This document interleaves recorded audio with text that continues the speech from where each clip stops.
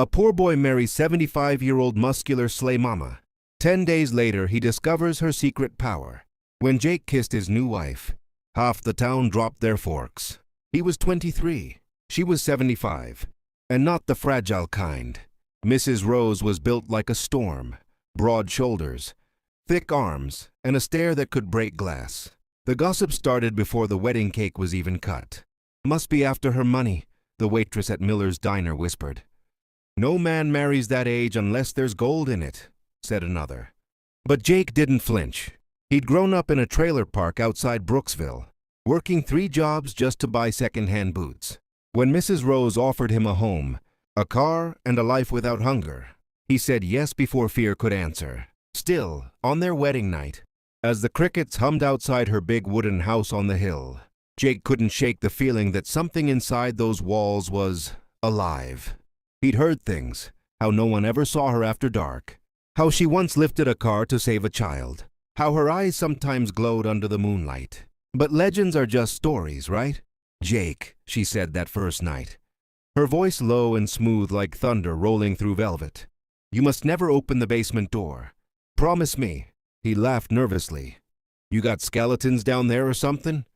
Her lips curved into a slow smile. "Something like that," he promised. But promises are easy when you don't know what they cost. Days passed like a dream. Mrs. Rose, she insisted he call her by her first name. Rose was nothing like the stories. She cooked like an angel, talked like a soldier, and moved like someone half her age. Jake found himself watching her every time she walked by the window, muscles shifting under that thin summer dress. Yet the house was strange. At night he'd hear metal grinding under the floor. Once the lights flickered, and he swore he saw shadows moving. Down the hallway, though, every door was locked. Then there was the humming. Soft at first, like a woman singing to herself. But the sound didn't come from upstairs. It came from the basement. One evening, Jake came home early. Rose wasn't there. The humming was louder now, pulsing through the wooden boards. His heart kicked in his chest. He went to the basement door. The knob was ice cold. He bent down, pressed his ear to the wood. Whispers. Dozens of them. Men and women, crying, begging, then silence. Jake stumbled back, heart hammering. That's when he saw the photos. They were tucked behind the old clock on the wall. Wedding pictures. Rose, standing beside different young men.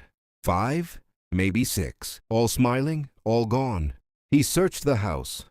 No clothes. No letters. No trace of them. When Rose came home that night, Jake was sitting on the porch, pale as chalk. "You lied to me," he said quietly. She looked at him for a long time. "No, Jake, I just didn't tell you the whole truth." "What's in the basement?" She didn't answer. Instead, she took his hand, her grip strong, too strong. "You promised me, Jake, don't break it." The wind blew hard, rattling the trees. He wanted to pull away, but her eyes, those strange, glowing eyes, held him still. That night, Jake didn't sleep. He just stared at the ceiling, listening to the hum under his bed. 10 days after the wedding, he decided he couldn't take it anymore. He was going to open that door. The night Jake opened the basement door, the air felt wrong, too still, too heavy. The clock had stopped at midnight, though the hands kept trembling, like they were afraid to move.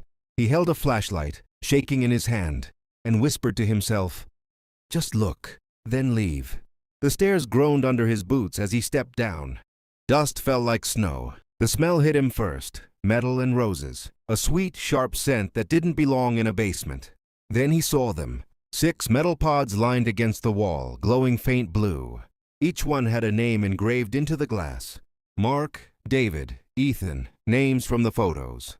Jake's breath caught in his throat. Inside the pods were bodies, still, peaceful, young.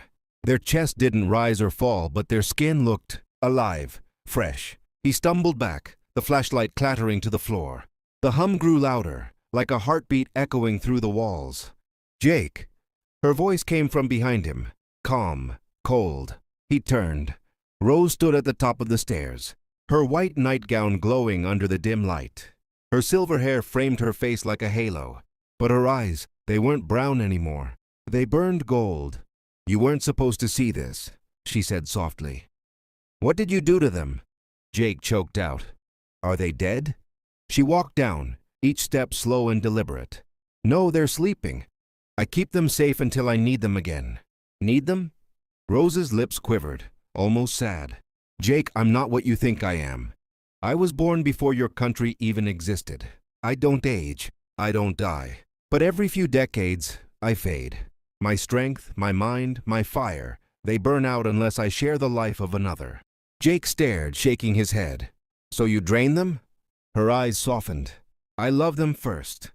He backed away. You married me for my life? For your heart, she said. And yes, for what keeps it beating. The hum roared now, shaking the walls. The pods began to glow brighter. Jake felt heat crawling up his neck, his skin tingling like static. Please, he whispered. Don't. Rose's face twisted with pain. You don't understand, Jake. I tried to stop. I thought maybe love could save me this time. Love doesn't take, it gives. He shouted. Something in her broke then.